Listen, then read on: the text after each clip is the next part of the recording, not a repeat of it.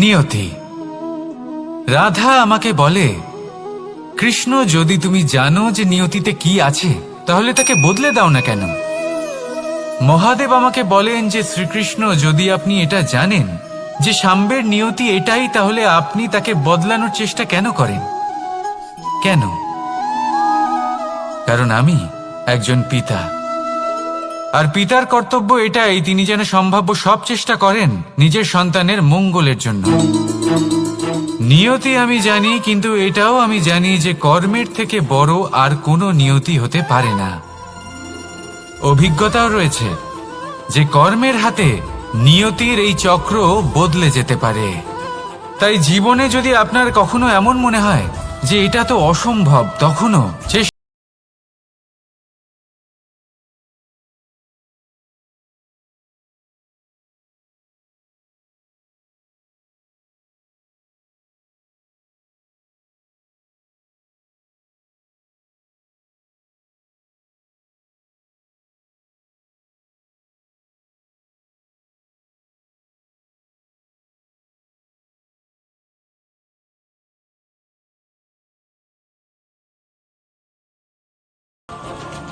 তাহলে আসুন আর আমার সাথে ভালোবেসে বলুন, রাধা রাধা।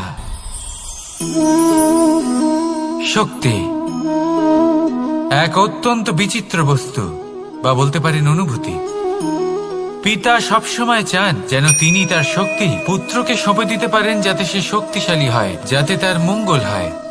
তার পুত্র সবসময় চায় যাতে সে পিতার সেই শক্তি লাভ করে, কিন্তু সেই শক্তি লাভ করার জন্য পুত্র হওয়া যথেষ্ট নয়, যোগ্য পাত্র হতে হয়। আসুন আপনাকে সহজে বোঝাই। যদি আপনি সুপাত্র হন আর আপনাকে শক্তি দেওয়া হয়, তাহলে আপনি সেই শক্তির গুরুত্ব বুঝবেন, কোথায় সেই শক্তি প্রয়োগ করা উচিত।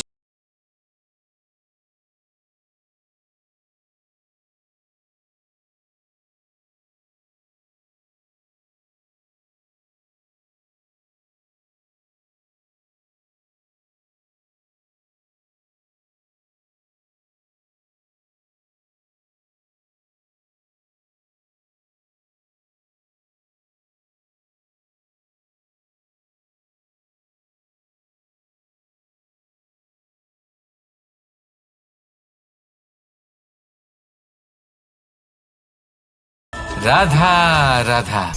কথায় আছে, প্রত্যেক পুত্র তার পিতার প্রতিচ্ছবি হয়, আর সমস্ত প্রতিচ্ছবি চায় যেন সে তার অস্তিত্ব প্রাপ্ত করতে পারে। পুত্র চায় সে যেন তার পিতার মতো হয়, বা কখনো কখনো তার থেকেও শ্রেষ্ঠ হয়। সেটা কোনো অনুচিত ব্যাপার নয়।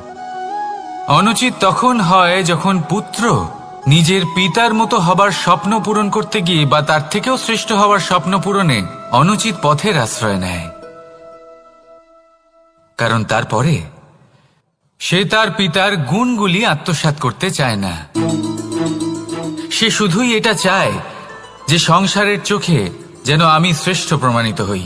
এটা অনুচিত। সংসারে এমন অনেক মানুষ আছেন যারা এই কারণে শ্রেষ্ঠ হবার চেষ্টা করেন যাতে তার পরিবারের তার পিতার সম্মান বৃদ্ধি পায়। আমার সাথে ভালোবেসে বলুন, রাধা রাধা। শক্তি শক্তি অর্জন করা এতটা কঠিন নয় যতটা শক্তি লাভ করার পরে সেই শক্তি সামলানো কঠিন হয়। কারণ যেই মানুষ শক্তি লাভ করে তার মনে গর্ববোধ জন্মায়, জন্মায় অহংকার, জন্মায় জেদ। তাই শক্তি প্রাপ্ত করার সাথে বিনম্র থাকাও অত্যন্ত আবশ্যক।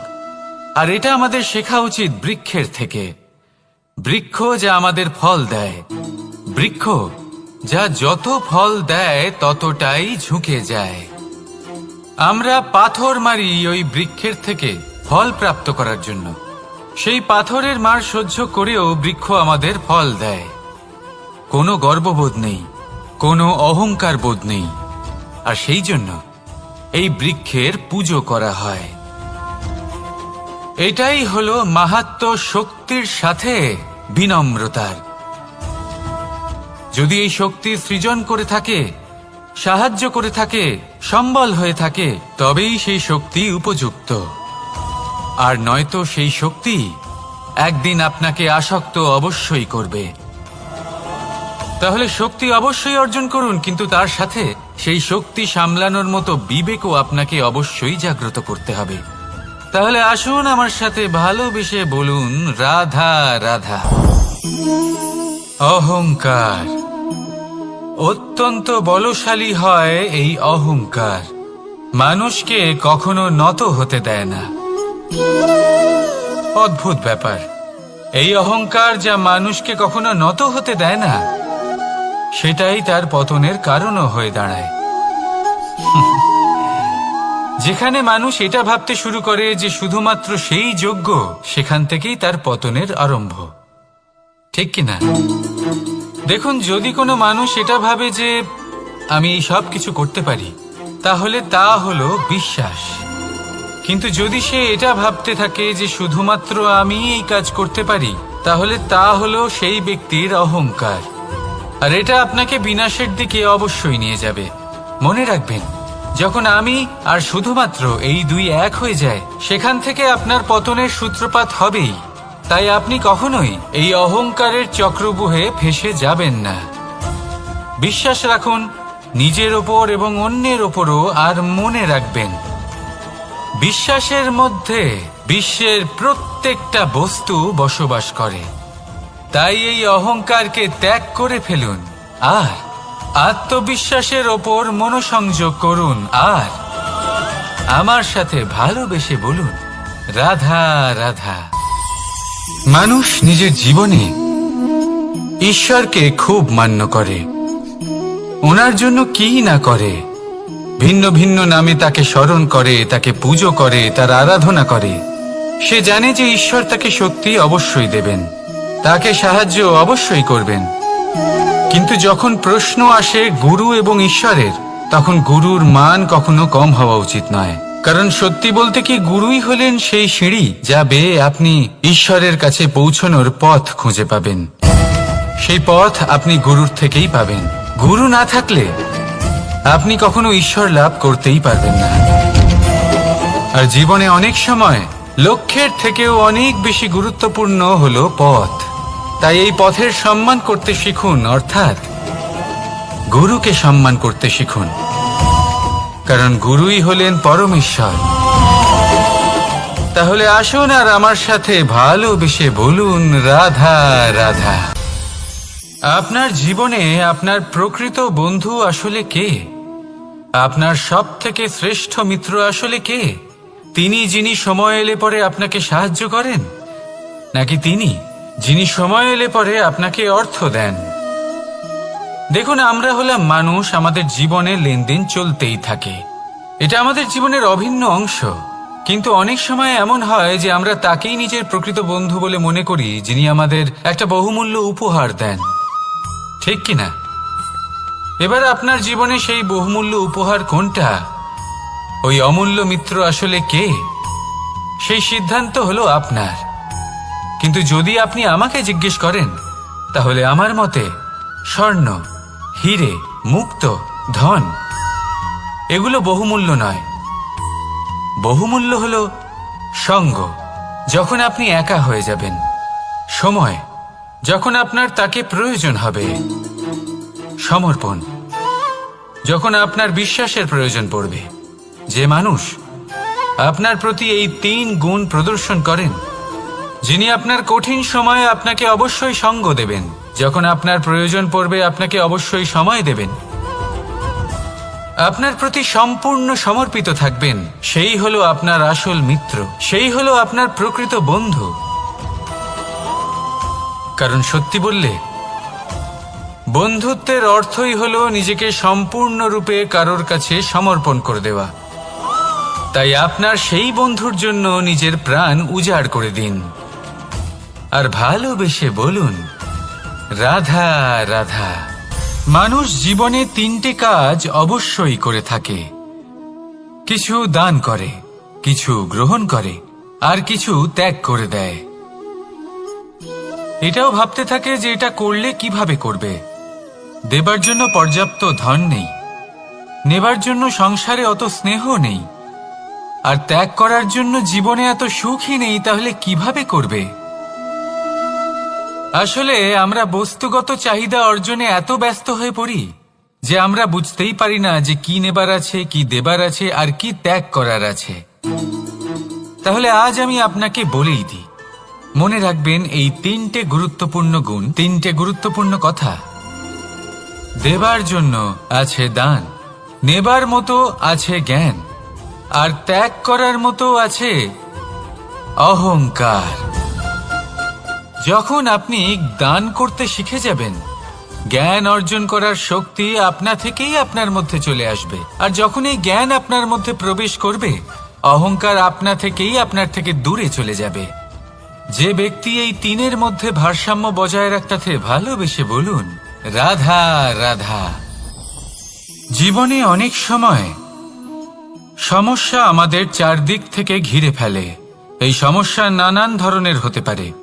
আর্থিক সমস্যা হতে পারে, পারিবারিক সমস্যা হতে পারে, কোনো সম্পর্ক নিয়ে সমস্যা হতে পারে, কখনো কোনো দৈনিক সমস্যা হতে পারে, কখনো কোনো দ্বন্দ্ব হতে পারে, অনেক সমস্যা হতে পারে। কিন্তু যখনই কোনো সমস্যা আসে, আমাদের মনে তার জন্য একটা উত্তর অবশ্যই থেকে থাকে, যা আমাদের অন্তরে রয়েছে। একে আমরা বলি আত্মা। আত্মা হলো পরমাত্মারই রূপ, আর পরমাত্মা তা কখনোই কিছু অনুচিত চাইবে না, তাই তো? এই আত্মা খুব ভালো করে জানে যে কোনটা উচিত আর কোনটা অনুচিত। যদি আসল বিষয়ের কথা বলি, তাহলে আপনাকে নিজের মনকে বুঝতে হবে, কারণ আত্মা তো পরমাত্মা থেকেই আসে। কিন্তু এই মন মানুষ জন্ম থেকেই প্রাপ্ত করে, যার বিকাশ হয় এই সংসারকে দেখে। যেদিন আপনার এই মন আর আপনার এই আত্মা এই দুই এক হয়ে যাবে, আত্মসাৎ হয়ে যাবে, সেদিন আপনার জীবনে না কোনো সমস্যা থাকবে, না কোনো ঝঞ্ঝাট থাকবে, না কোনো সংকট থাকবে। কারণ আপনার কাছে সেই সমস্ত সমস্যার, সমস্ত বিপদের সমাধান থাকবে, আর তাও আপনারই অন্তরে। তাহলে আসুন আর আমার সাথে ভালোবেসে বলুন রাধা রাধা।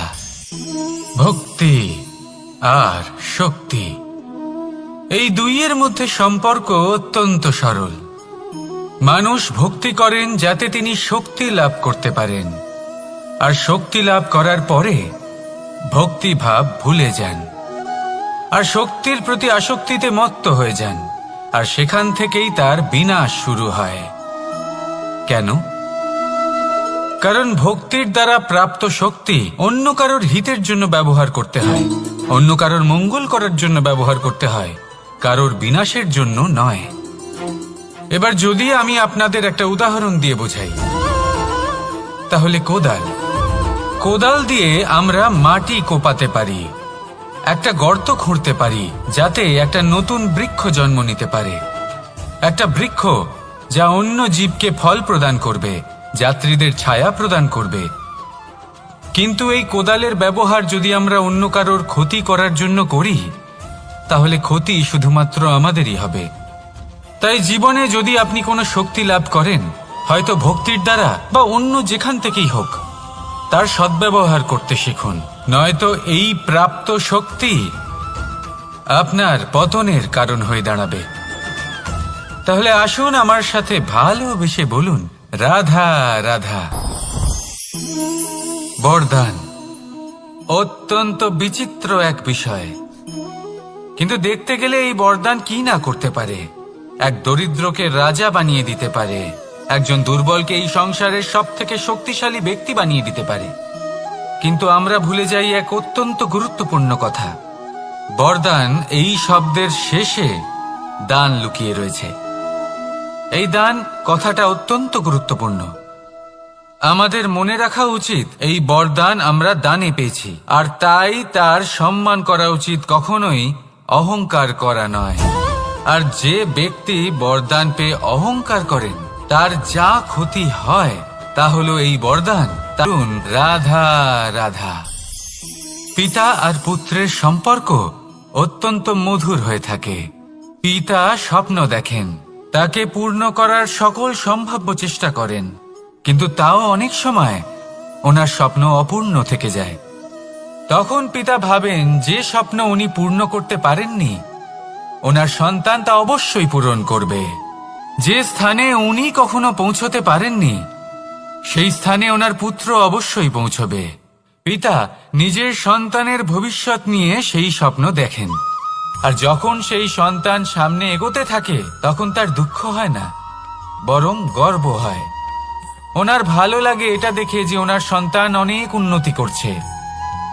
কিন্তু যখন সন্তান নিজের অভিভাবকের শক্তি দেখে, তার যশ দেখে হিংসা করতে থাকে, সমস্যা সেইখানেই শুরু হয়।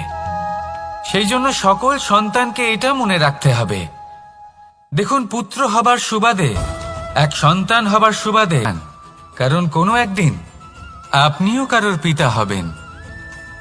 আসুন আমার সাথে ভালোবেসে বলুন, রাধা রাধা। সাথী।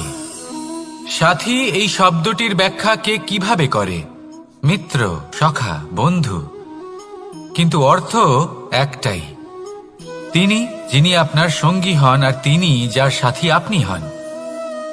এবার সব থেকে বড় প্রশ্ন হলো এটাই যে তিনি কে হতে পারেন যাকে আপনি আপনার সাথী বলে মেনে নিতে পারেন, নিজের সখা, নিজের মিত্র, নিজের বন্ধু মেনে নিতে পারেন। আপনার সাথী হলেন তিনি যিনি দুঃখের সময় আপনার পাশে থাকবেন, আপনার হাত ধরে থাকবেন। আপনার সাথী হলেন তিনি যার হাত আপনি নিজের সুখের দিনে ধরে থাকবেন। সেই সাথীরই হাত ধরুন যিনি দুঃখে সবসময় আপনাকে সাহায্য করার জন্য তৎপর হয়ে থাকেন, আপনার পাশে থাকেন, আর যাকে সুখের দিনে আপনি আপনার সাথে রাখতে পারেন। আর যখন বেশি বলুন, রাধা রাধা। আমাদের মনে যখন কোনো প্রশ্ন ওঠে, কোনো দ্বন্দ্ব জাগে, তখন আমরা যাই আমাদের গুরুর কাছে, আমাদের আরাধ্যের কাছে গিয়ে জিজ্ঞেস করি। এইভাবেই একদিন আমি পৌঁছলাম আমার আরাধ্যের কাছে, আমার মহাদেবের কাছে, আর ওনাকে প্রশ্ন করলাম যে মহাদেব, জীবনে আনন্দ পাওয়ার, উৎসব পালনের, প্রেম ভাগ করে নেবার, জীবনকে উপভোগ করে নেওয়ার সর্বশ্রেষ্ঠ সময় কোনটা? মহাদেব হাসলেন আর উনি বললেন, জীবনে উৎসব পালনের সব থেকে শ্রেষ্ঠ দিন হল মৃত্যুর ঠিক আগের দিনটা। প্রেম ভাগ করে নেওয়ার সব থেকে শ্রেষ্ঠ মুহূর্ত হল মৃত্যুর ঠিক আগের মুহূর্ত। জীবন কি বলেন? তাহলে আপনিও এই কথা মনে রাখুন আর আমার সাথে ভালোবেসে বলুন, রাধা রাধা। জীবনে অগ্রসর হওয়ার জন্য আমাদের কাকে প্রয়োজন হয়? মাতা পিতা, বন্ধু, প্রেম, সাহায্য, অর্থ, পরিশ্রম, আশা। ভিন্ন ভিন্ন মানুষ ভিন্ন ভিন্ন বিকল্প চয়ন করে। যদি আমি আপনাকে বলি তাহলে জয় আর পরাজয়ের মন্ত্র দুটো শব্দের উপর নির্ভর করে, মেনে নেওয়া আর দৃঢ় হওয়া। যদি মেনে নেন তাহলে হেরে যাবেন, যদি দৃঢ় হন তাহলে নিশ্চিত রূপে জয়ী হবেন। যদি কখনো আপনি ক্লান্ত হয়ে ওঠেন, আপনি দুঃখী হন, পুরোপুরি ভেঙে পড়েছেন, তখন মেনে নেবেন না যে আপনি ভেঙে পড়েছেন, নয়তো হেরে যাবেন। তখন উল্টে স্থির করবেন যে যাই হয়ে যাক না কেন আমি জয়ী হবই। আর আপনি দেখবেন যে জয় নিশ্চিত রূপে আপনার কাছেই আসবে। তাহলে এই কথা মনে রাখবেন আর আমার সাথে ভালোবেসে বলবেন, রাধা রাধা। সময়, জীবন, কাল। দেখতে গেলে এই তিনটি শব্দ একটি শব্দেরই সমার্থক শব্দ মনে হয়, কিন্তু এই শব্দগুলির অর্থ কি সমান? কখনোই নয়। হ্যাঁ, এই সময় চলতে থাকে, জীবন চলতে থাকে, কালচক্র চলতে থাকে। এই সময় কেটে যায়, কিন্তু এই জীবন একে যাপন করতে হয়। কি বলেন? এই জীবনে কিছু করুন বা কিছু না করুন, জীবন এমনি কেটে যাবে, আপনি জানতেও পারবেন না। কিন্তু সেটা আমাদের উদ্দেশ্য নয়, একে যাপন করতে হবে। এই জীবনে প্রেরণা পেতে শিখুন, প্রেরণা দিতে শিখুন, আহ্বান গ্রহণ করতে শিখুন, আহ্বান জানাতে শিখুন। মহান কাজ করতে শিখুন, ধন্যাত্মক বোধ জাগিয়ে তুলুন। জীবন অতিবাহিত করার অর্থ কি তা আপনি শিখে যাবেন, কারণ সময় কেটে যায়, সময় একটা আনন্দময় অনুভূতি লাভ করবেন। তাহলে এটাই করুন আর আমার সাথে ভালোবেসে বলুন, রাধা রাধা। আপনি কি কখনো কোনো জলের ধারা দেখেছেন? তার সামনে যতই মাটি থাকুক না কেন, যতই কাদা থাকুক না কেন, যখন এই জলের ধারা বইতে আরম্ভ করে দেয়, তখন এই কাদাকে নিজেই ধুয়ে নিয়ে যায়। ওই কাদাকে ধুয়ে দেয় এবং নিজের পথ নিজেই তৈরি করে নেয়। তাহলে আপনিও এরকম জলের মতো হয়ে উঠুন।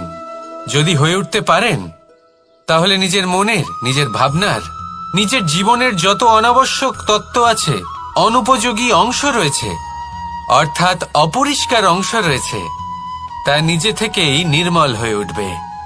আর যেরকম জলের ধারা কখনো থেমে থাকে না, সব সময় বয়ে চলে, সেইভাবে আপনিও কখনোই থামবেন না। সবসময় বয়ে চলুন, এগোতে থাকুন। পথে যদি অনেক বিপদ আসে, সমস্যা আসে, থামবেন না, তার উপর নিরন্তর প্রহার করুন, নিরন্তর প্রয়াস করুন আর অগ্রসর হন। আপনি ভেবে দেখুন, এই জলের ধারা কখনো থেমে থাকে না, সবসময় বয়ে চলে, বিপদের সম্মুখীন হয়ে তাকে সাথে বয়ে নিয়ে চলে। সেই জন্য জলের ধারা, প্রবাহমান এই ধারা, এর থেকে কখনো দুর্গন্ধ আসে না, এতে কখনো ময়লা জমতে পারে না, বরং পালিত হয় সুন্দর প্রাণবন্ত জীবজন্তু, যেমন সুন্দর ছোট মাছ। তাই আপনিও এটাই করুন, কখনো থামবেন না, শুধু চলতে থাকুন, জলের ধারার মতো বইতে থাকুন। আপনি আপনার লক্ষ্য অবশ্যই খুঁজে পাবেন, আর তার সাথে নিজের অন্তরের যে মালিন্য রয়েছে, তা আপনি নিজেই নিজের থেকে দূরে করে দেবেন। তাহলে আসুন আর আমার সাথে ভালোবেসে বলুন, রাধা রাধা। এবার অনেক সময় মানুষের মনে এরকম প্রশ্ন আসে যে এই সংসারে সবথেকে বড় বিপদ কি? কেউ বলে ধর্ম সংকট, আবার কেউ বলে প্রাণের উপর আসা সংকট। প্রত্যেক মানুষের জীবনে বিভিন্ন সংকট আসে, আর এই সমস্ত সংকট অত্যন্ত বিচিত্র হতে পারে। এই সমস্ত সংসার হলো সংকট দ্বারা পরিপূর্ণ। ঠিক আছে, আপনাকে একটা উদাহরণ দিই। একজন ধনী ব্যক্তি, এবার ওনার জীবনে সংকট কি হতে পারে? সংকট এটাই যে কেউ তার সম্পত্তি চুরি না করে নেয়, আমরা বুঝতে পারছি। এবার একজন চোর, তার জীবনে সংকট কি হতে পারে? যে চুরি করার সময় সে যদি তার একটা কাশি চাপতে না পারে, তাহলে সে ধরা পড়ে যেতে পারে, ঠিক কিনা? আবার অনেক সময় এমনও হয় যে যার জন্য আমি সংকট, সেও আমার কাছে সংকট। যেমন এই পরিস্থিতিতে দেখুন, সংকট হলো সংকট, এ তো জীবনে থাকবে, কিন্তু এর সম্মুখীন কিভাবে হওয়া যায়? খুব সরল, সব এটার ওপর নির্ভর করে, মনের ওপর। এই মনকে নিয়ন্ত্রণ করলে সব ঠিক থাকবে। এবার যদি ধনী ব্যক্তি মনকে নিয়ন্ত্রণ করে ফেলেন, নিজের অর্থের ব্যবহার শুভ কাজের জন্য, সমাজের সেবার জন্য বিকাশ করতে করেন, ওই অর্থকে একত্রিত করে না রাখেন, তাহলে চুরির সমস্যা, এই সংকট সেখানেই কেটে যাবে।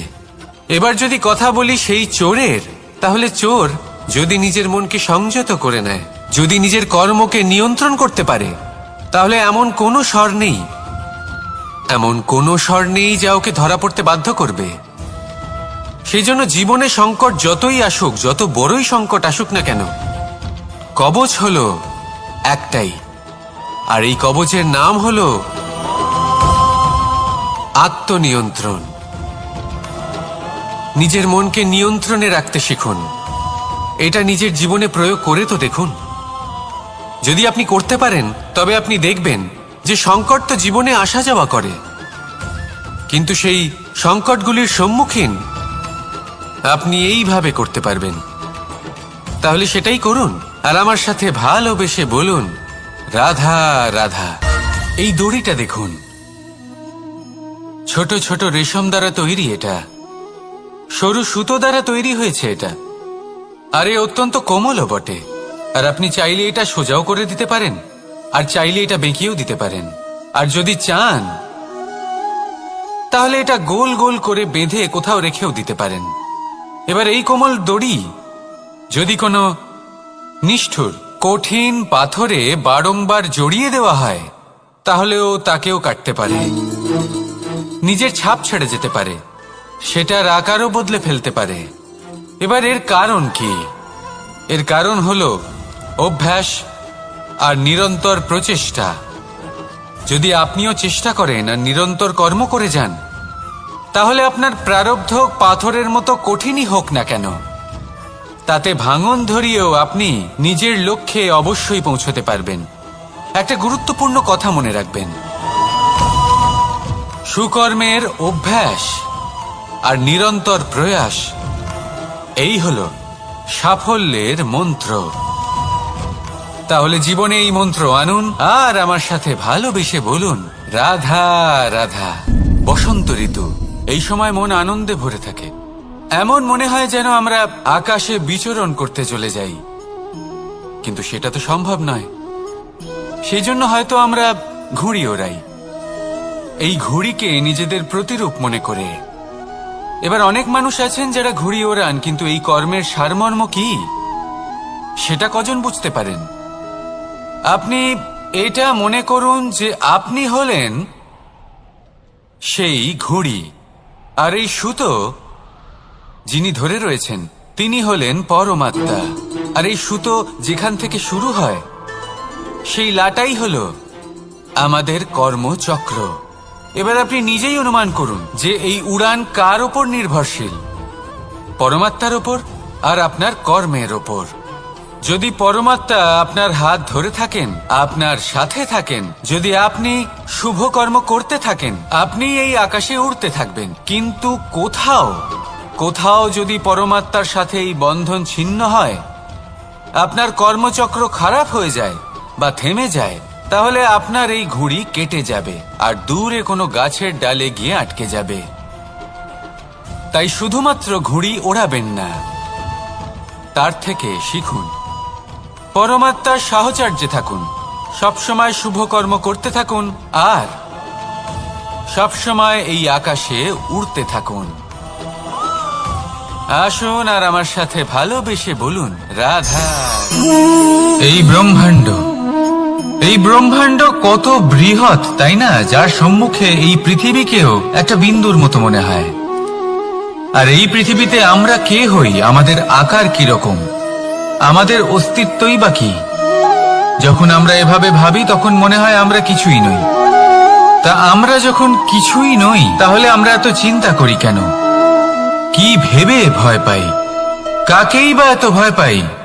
কে আমাদের মারতে পারে আর কেই বা আমাদের জন্ম দেবে?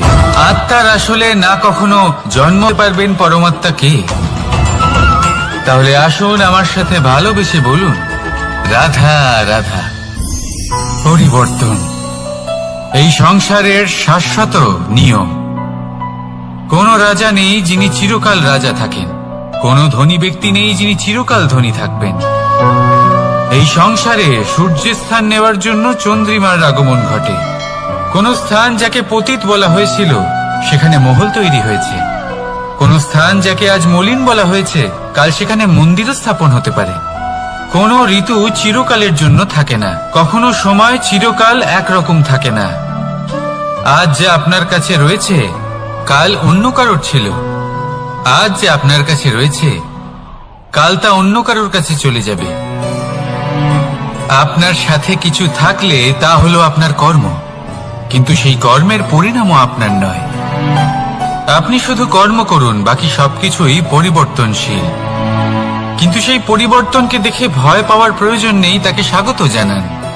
যদি আপনি হাসি মুখে সেই পরিবর্তনকে স্বাগত জানান, তাহলে এই পরিবর্তনও হাসি মুখে আপনার সাথে থাকবে। আসুন আমার সাথে ভালোবেসে বলুন, রাধা রাধা। এই সংসারে সুখ আর সন্তোষ লাভ করার পথ কি? ত্যাগ করা নাকি মেনে নেওয়া? এটা হলো একটা ধাঁধার সমান, আর যে বুঝতে পারে তার কাছে এক মিত্রের সমান। দেখুন, আপনি যা বদলাতে পারেন তা আপনি বদলে ফেলুন, যা আপনি বদলাতে পারবেন না তা আপনি স্বীকার করে নিন, আর যা মেনে নিতে পারবেন না তাকে নিজের থেকে আলাদা করে দিন। ধরুন, আপনার কোনো অভ্যেস আছে যা আপনি বদলাতে চান, বদলে ফেলুন। যদি কোনো সমস্যা থাকে যা বদলানো আপনার হাতে নেই, তা স্বীকার করে নিয়ে তার সাথে